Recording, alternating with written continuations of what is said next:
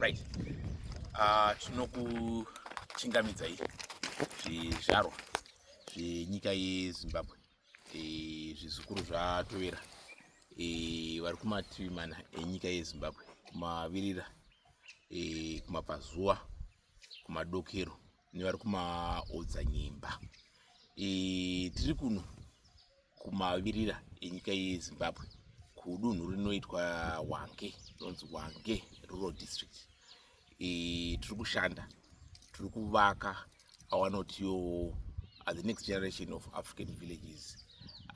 Misha ichange yakaita nyika yeZimbabwe manguva ari kutevera ayo. Tiri pano paLubangwe area, tiri paLanyula Cultural Village. Musha uno musha weculture, wevana wakavakwa nevana veZimbabwe. Vana vese vari munharaunda yemunomu vane chavakaita pano pamusha. Musha wakanangana nekusumudzira tsika nemagariro evana vemuZimbabwe nemarudzi nemandudzi ari muno.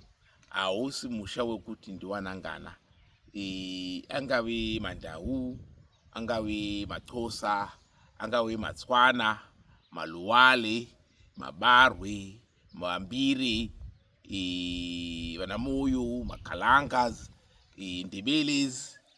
Musha vavo vanouya pano vachiita madiro avo avanoda kuita, vachiita zvavo zvavanoita.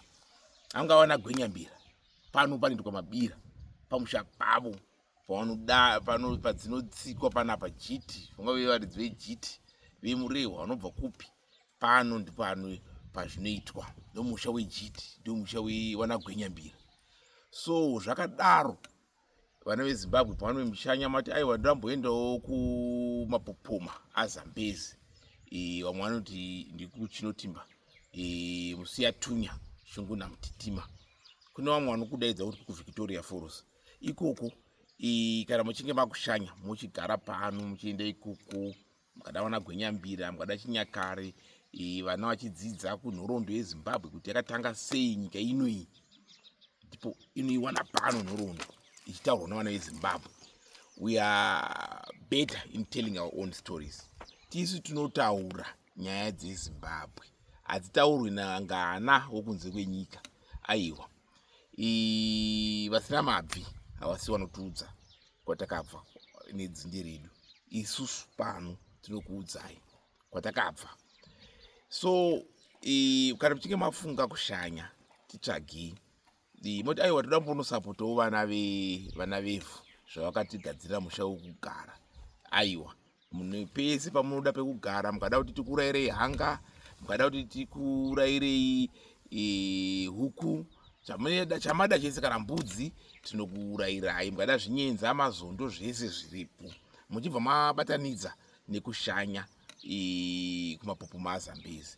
Saka Christmas rongai, vaya vanoti aiwa toda kuti muchato kaisu, aiwa pekuchatira paripo, uyai pano munochatira pano zvese chinyakare chesu, anonzi marural wedding, vamwe vari kwati michato yekumamisha. Takudzokazve kuchinyakare chedu.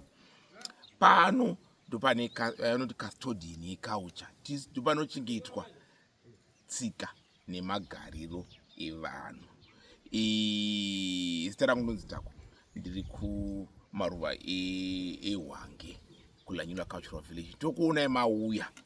Right, yatenda, taboka.